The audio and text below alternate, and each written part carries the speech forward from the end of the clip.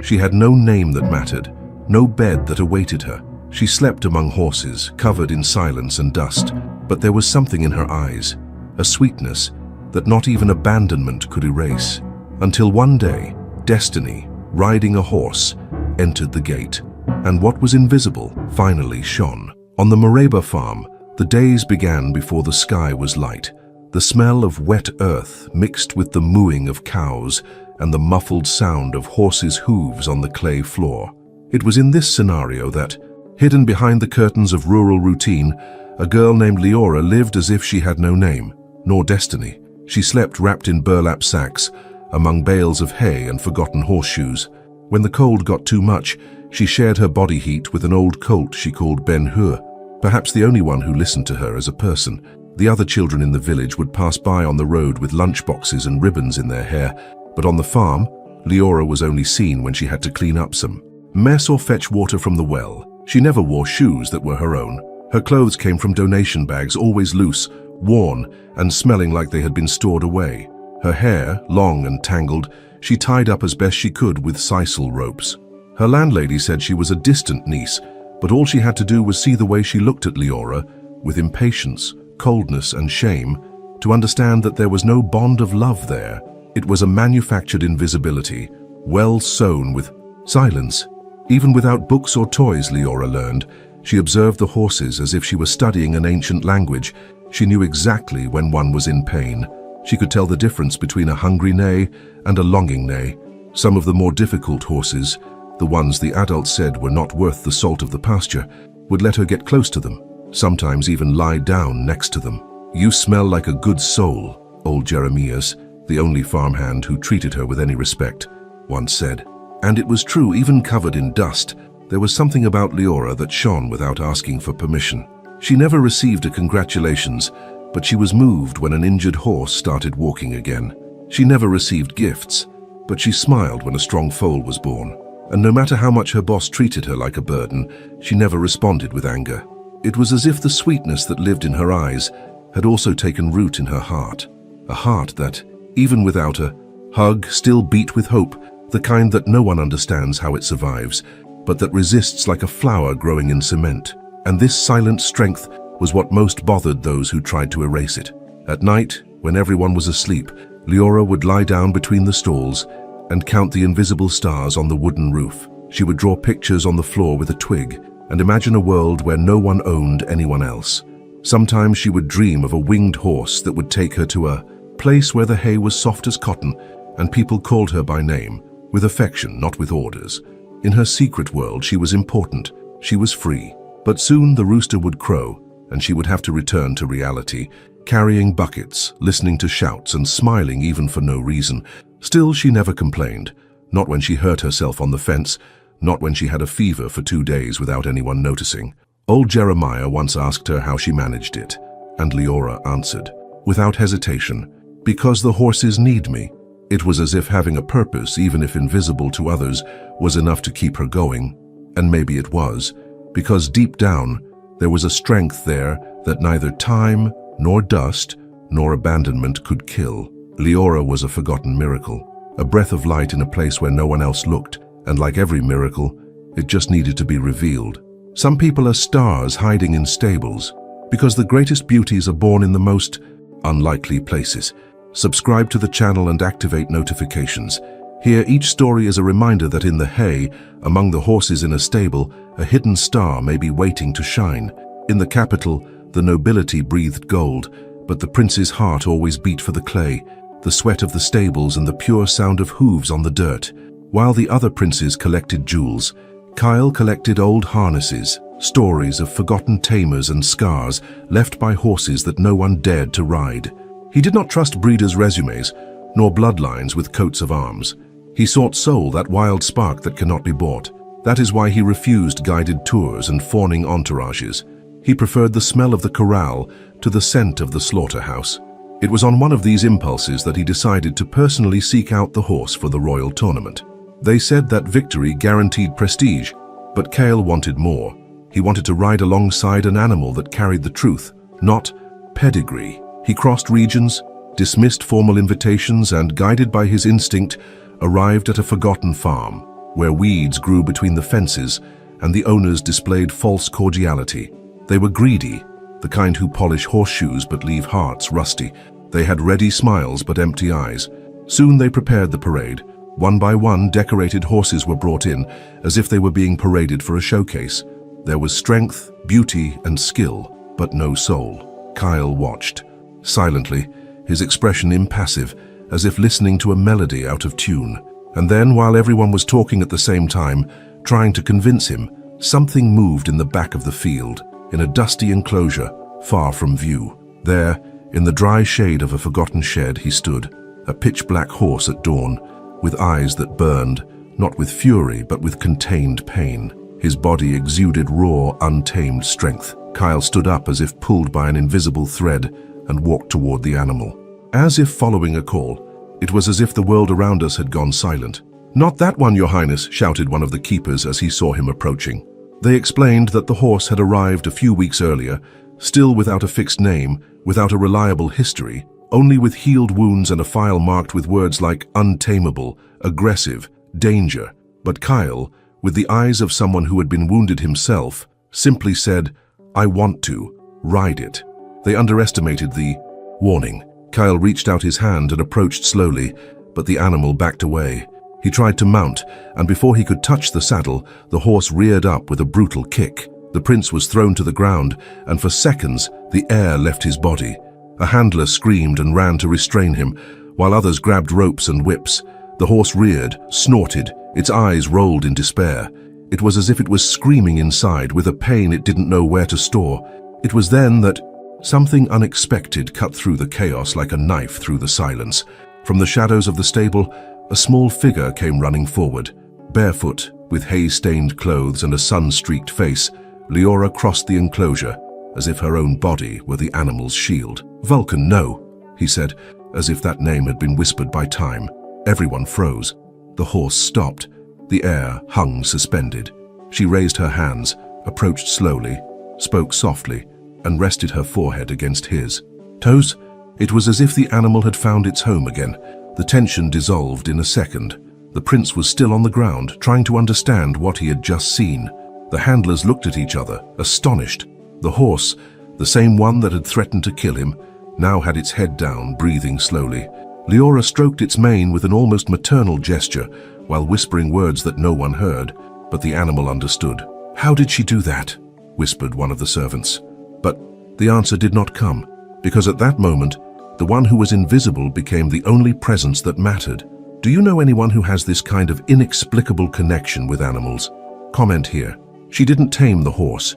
She understood it. Let's see who also believes in this type of bond that cannot be taught. It can be felt. The silence that followed Leora's gesture was unusual. It was reverence.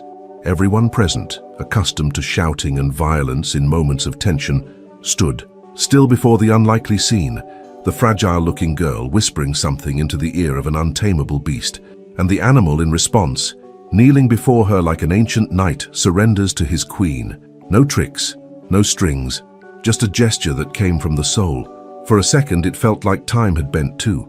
The spell, however, was abruptly broken. A rough tug pulled the horse away from Leora's arms. The handler, with a closed face and a sharp voice, announced before everyone, "This animal is going to be put down. It has already caused too much confusion." The girl's eyes widened. Her legs felt weak. It was as if the ground had disappeared. She rushed forward without thinking, threw herself onto the horse's neck, and begged with tears in his eyes not to be killed. "Please, he just needs time. He's just scared. It's not fair." The answer came like a whip to the soul. "And who are you to say what's fair, huh? Just anyone? Some stinky barnyard girl?" The humiliation fell like a heavy stone. Everyone saw it. No one intervened, but at that moment a voice arose, clear, firm, and unmistakable. "I'll buy it." The tone cut through the air like lightning. Everyone turned.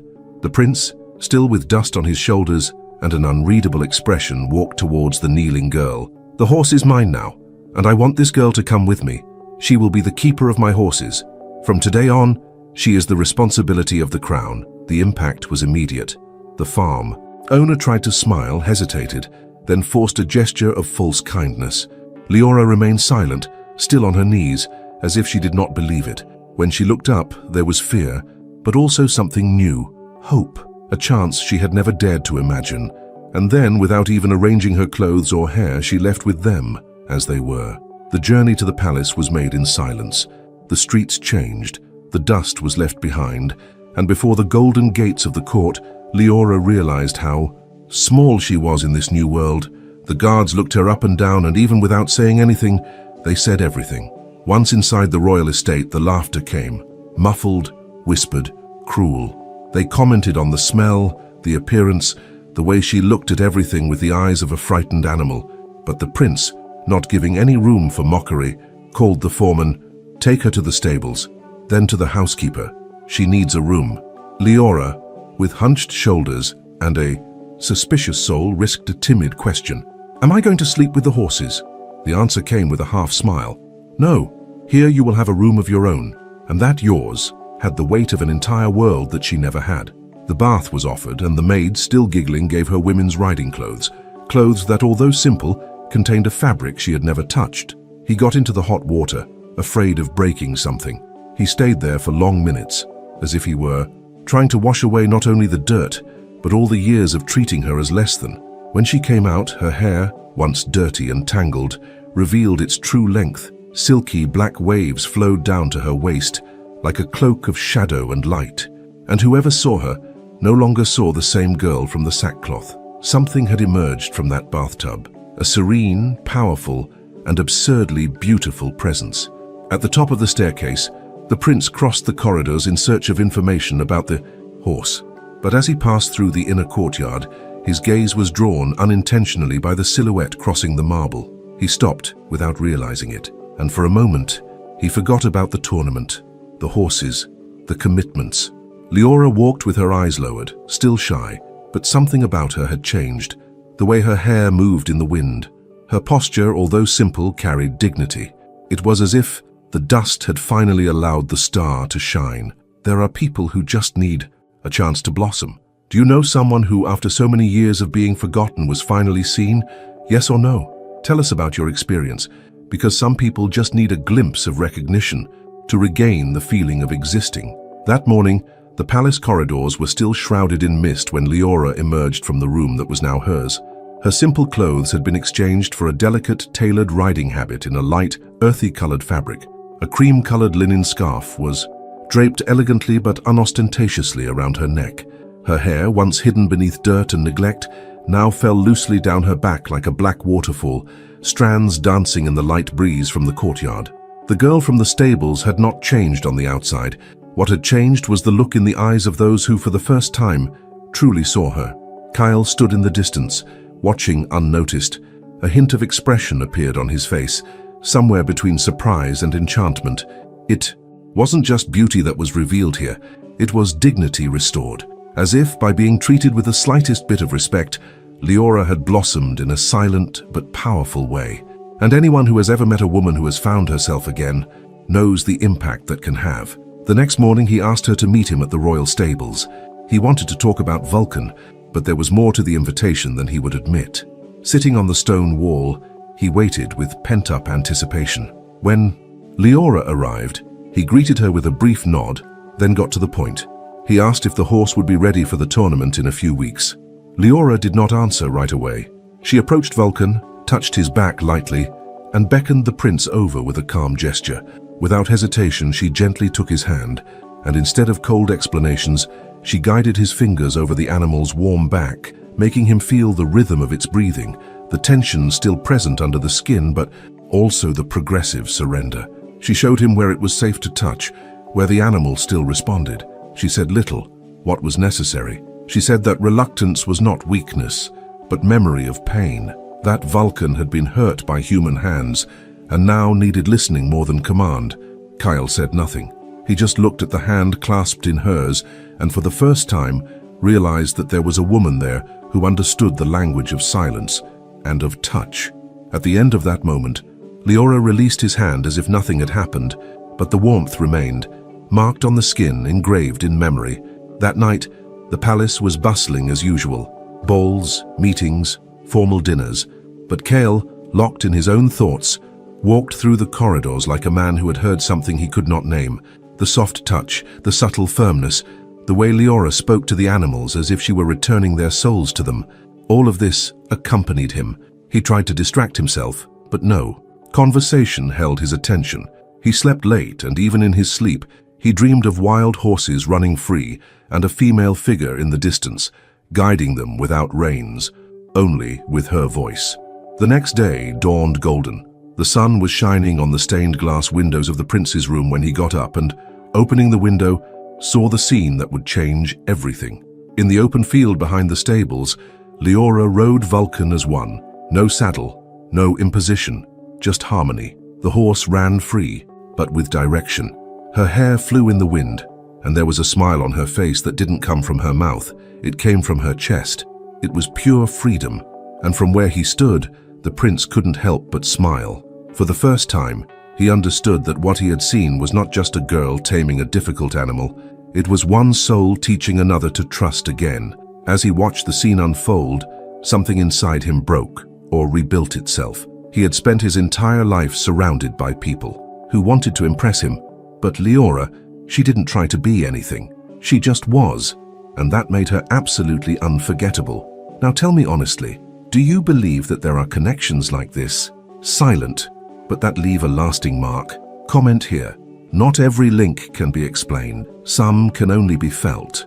Let's chat in the comments. Sometimes someone's story touches you deeper than you think. That morning, the palace woke to noises. There was a lightness in the air, as if something silent had blossomed during the night. The prince, seeing Leora riding with Vulcan as if they shared the same soul, hurried down the stone stairs with his heart racing, as if he were about to receive a gift that life had finally allowed. When he found her, with her hair loose and the shy smile still on her lips, did not hesitate to congratulate her in front of all the stables. The keepers looked at each other, disconcerted. They had never seen that look on Kyle, not from any lady of the court. The moment gained even greater weight when Vulcano, with the same serenity with which he accepted Leora, bowed his head before the prince and allowed him to approach, without fear, without kicking, a rare surrender for an animal marked by trauma. When Kyle climbed onto his back for the first time without any resistance, the image that formed there was of an invisible link between the three: the horse, the prince, and the young woman that no one dared to look at face to face until days ago. And the kingdom. Well, the kingdom watched. But where there is light, shadows often grow out of envy. And between the golden columns of the hall, the attention that once orbited Kyle began to turn towards that girl with dirty hands and a past without a surname. Lady Ira, in particular, watched everything with glass eyes, cold but dangerously watchful. Since she was a child, she had been raised to occupy a throne, no matter what. Accustomed to winning through appearance and prestige, she now felt the throne slipping through her fingers because of a nobody. In public, she kept her smile. In private, she began to weave her trap, a discreet visit to the stable, a vial hidden in the folds of her dress, an odorless substance used in small doses by hunters to silently take down targets. It was not to kill outright. That would be too obvious. It was to wither, to slow, to create doubt, and most importantly, pointing fingers in the wrong direction. The next morning, something was wrong. Vulcan refused to eat. His nostrils flared with difficulty. His eyes, which used to shine with life, were as dull as fogged glass. The keepers thought it was exhaustion, but Leora knew the moment she touched his snout that there was something more. Something dark moved behind the animal's silence.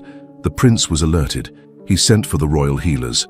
While the tests were being carried out, Leora was already sitting next to the stall, lying on the straw, as if it were her own bed. For the next 3 days, she did not leave. She slept there amidst horseshoes and the smell of pain, with her head resting against Vulcan's side, whispering words that only he seemed to understand. "You are not alone," she said softly. "Not this time." And even when he was shaking, even when his breath was short, she didn't let her fear get the better of her. She stayed, for love, for loyalty, for not knowing how to love any other way. Meanwhile, rumors were growing. Some servants began to whisper in the halls. How had this young woman become so close to the prince in such a short time? How had the tournament horse fallen ill so soon after? Doubt spread like poison, and not just on the animal's body. On the third day, the test was ready. The substance detected in the horse's blood was rare and toxic. It caused slow heartbeats, respiratory failure, and convulsions. It was used in ancient times in wars to neutralize mounts without leaving them visibly injured. And then, as if in a cruel script, they found a small bottle. Among Leora's belongings, thrown inside her cloth bag, between a harness cleaning cloth and an old bar of soap. The news fell like a storm on everyone's confidence. The girl who had calmed the horse was now accused of trying to kill it, out of jealousy, for money, for sabotage. No one knew, but everyone was whispering. The prince, torn between what he saw and what they said, had no choice at that moment. He ordered that Leora be removed from the stables and kept under guard until the investigation was complete. There were no screams, no tears in front of him. Leora just lowered her head, not saying a word, but something about her silence broke the hearts of those nearby. In the stable, Vulcan began to neigh like never before. He kicked, refused water, struggled. He missed the voice that calmed him, and somewhere between pain and instinct, felt that her friend was in danger and that she needed to do something. What about you?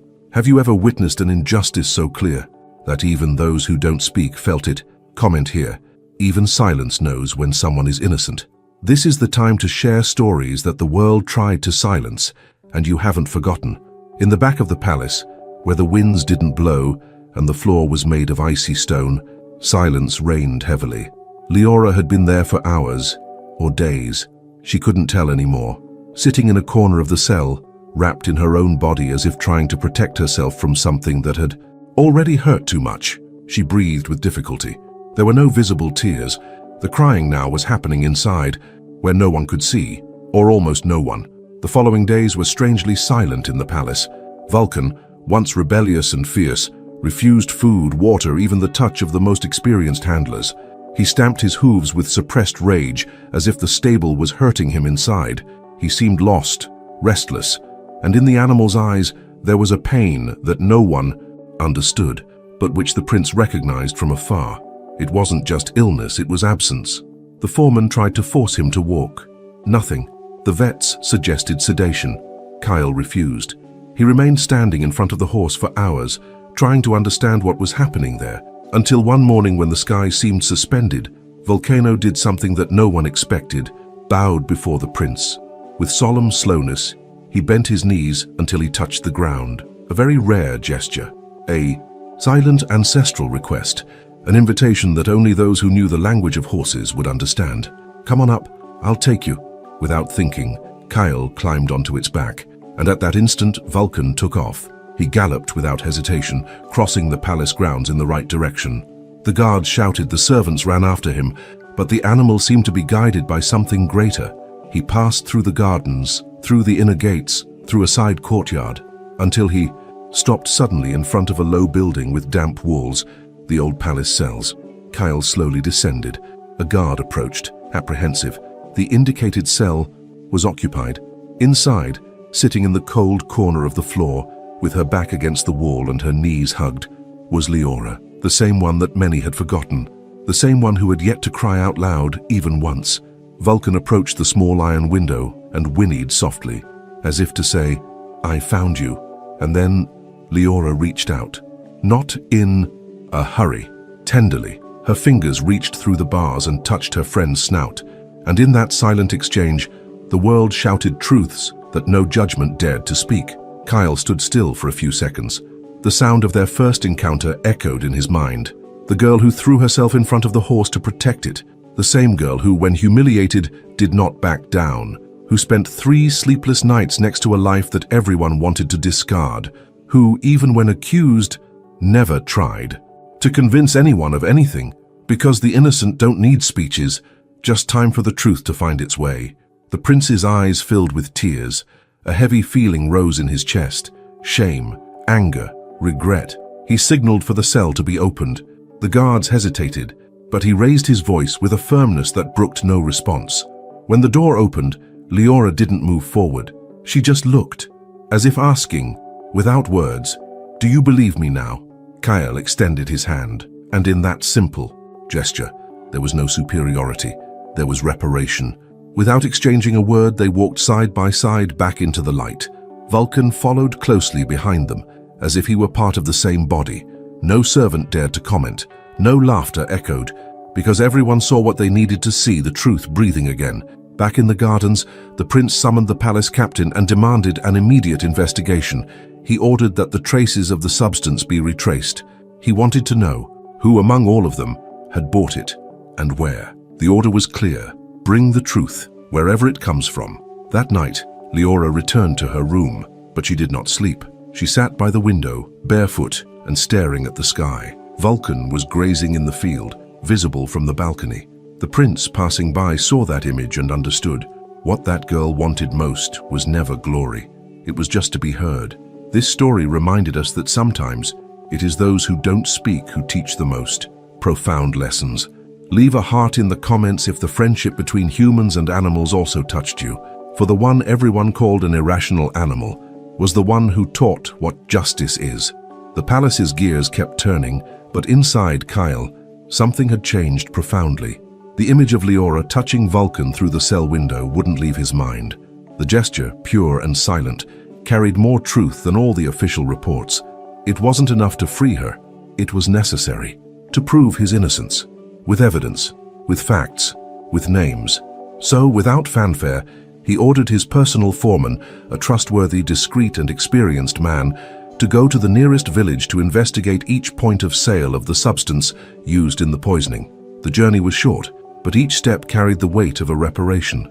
The salesman, a man of few words and a sharp memory, scrutinized the bottle with a frown. He said that the substance was not common, but it was not prohibited either. It was generally used to slaughter large animals without causing a fuss, the foreman insisted. He showed coins. He promised secrecy. It was then that the old man muttered, "A lady bought it. Pretty face but cold eyes. She paid triple. She had it delivered to the stud farm under the table so no one would suspect." The name came without hesitation. Lady Era. The poison had an origin, and the plan now has a name and surname. The news was taken straight to the prince, who received it with the expression of someone swallowing a red-hot iron. He did not react immediately. He needed to see for himself. He sent for her, and when Era entered the meeting room, enveloped in expensive perfumes and a haughty posture, he tried to put on the same mask as always. He feigned surprise. He laughed disdainfully. "Insinuations of servants and horses. Kyle, please." But this time, there was no stage for his performance. The proof was there. The delivery order. The servant's signature. The description of the packaging. The accuracy of the time. Kyle didn't scream. He didn't lose control. He just stared at Ira with the coldness of someone who has just buried the last drop of admiration. "You tried to kill the horse, to destroy the girl who had something you will never have.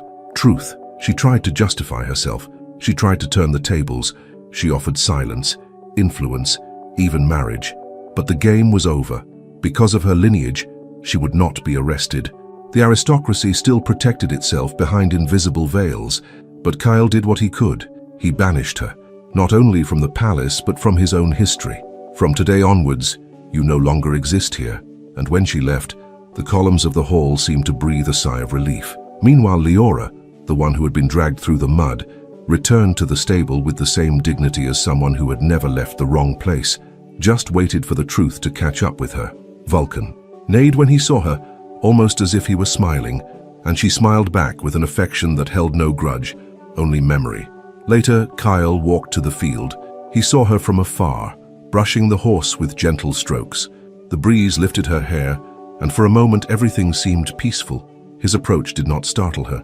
When he stopped beside her, Leora did not even look away. "They tried to erase you," he said. She replied without taking her eyes off the horse.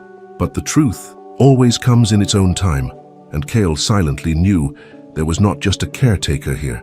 There was someone who had overcome the impossible, without raising her voice, without asking for justice, just by staying. Have you ever seen truth triumph over power?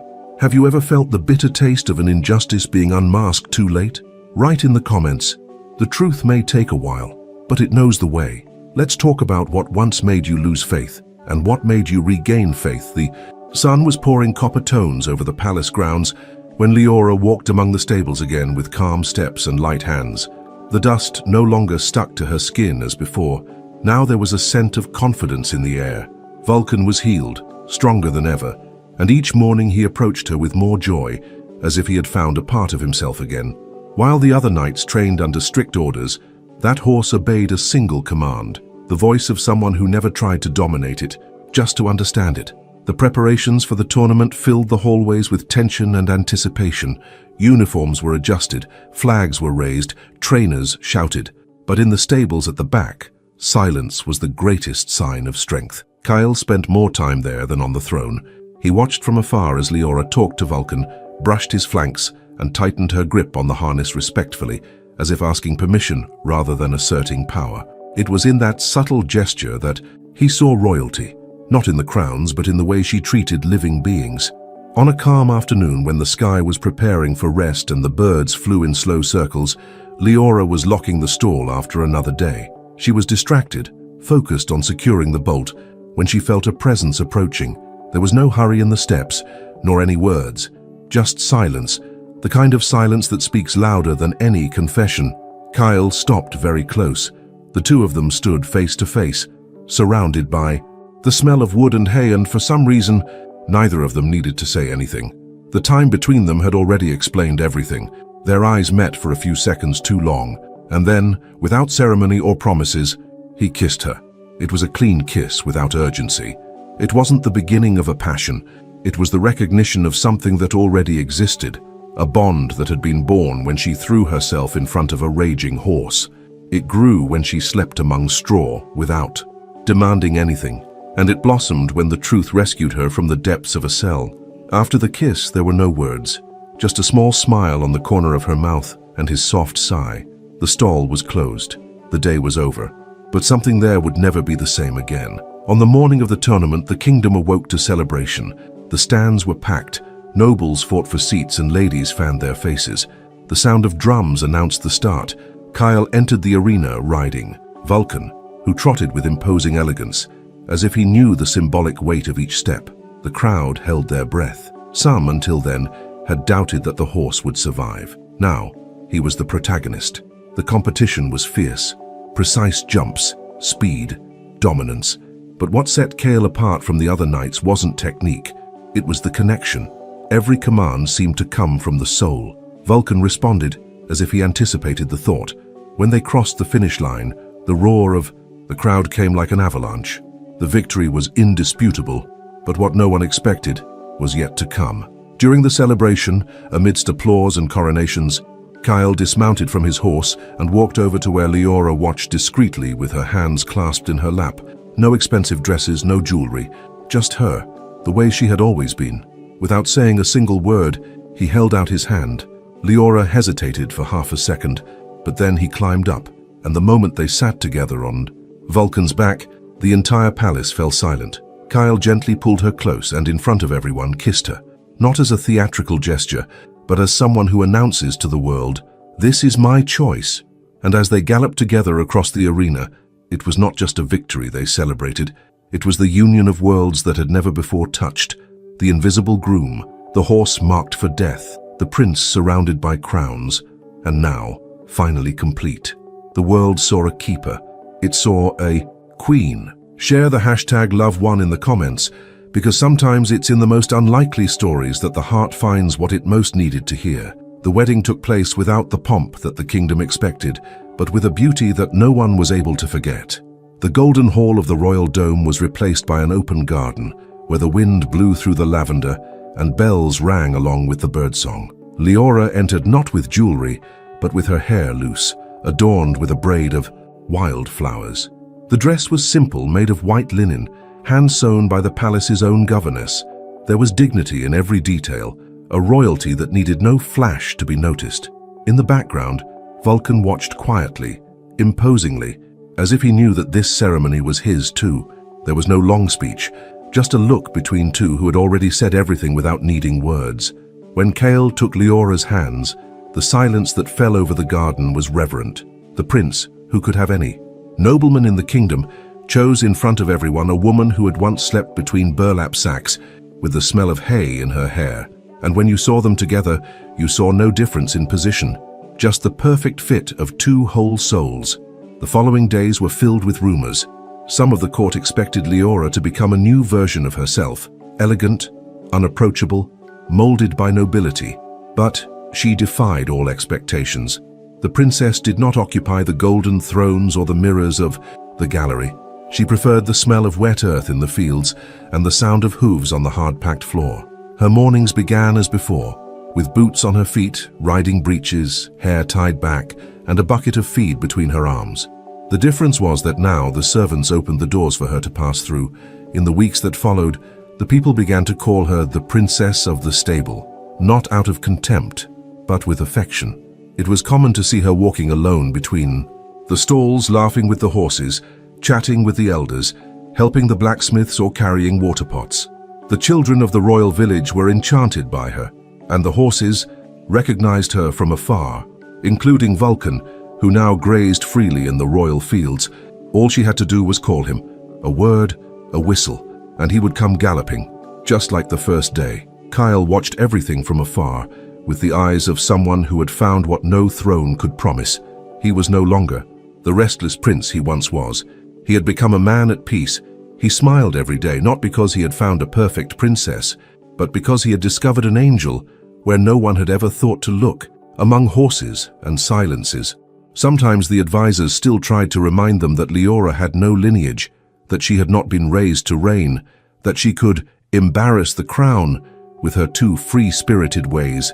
But the people already called her queen, not because of her titles, but because of the way she listened, cared, respected. It was the kind of royalty that you recognize in the touch of the hands and the steadiness of the gaze, not in the coat of arms embroidered on the cloak. In a gesture that sealed this new phase, Kale built a small pavilion next to the stables, a space just for her overlooking the fields where Vulcan ran. It was there that Leora spent her afternoons reading, sewing, and welcoming young girls from the village to talk. Many of those girls had stories similar to hers, invisible, orphaned, silenced. And now, sitting before the woman who would win without war, they learned that nobility is not born of blood, but of the courage to remain sweet in a world that tried to harden you. At night, when the sky descended in a dark veil over the fields, Kale would come down from the palace and find her there. They didn't need parties or luxurious dinners. A wooden bench, the sound of the wind, and the purring of the horses in the background were enough. Leora would rest her head on his shoulder, and together they would watch Vulcan lying in the distance. It was as if everything they had lived had been to reach that moment. There are people who were born to be great, even when the world tried to keep them small. This story is moving not only because of the love that was born in an unlikely place, but because of the force with which happiness imposed itself and remained. And if this story touched you, stay with us. Because in the next video, a new thrill is on the way, and you won't want to miss it. I'll wait for you.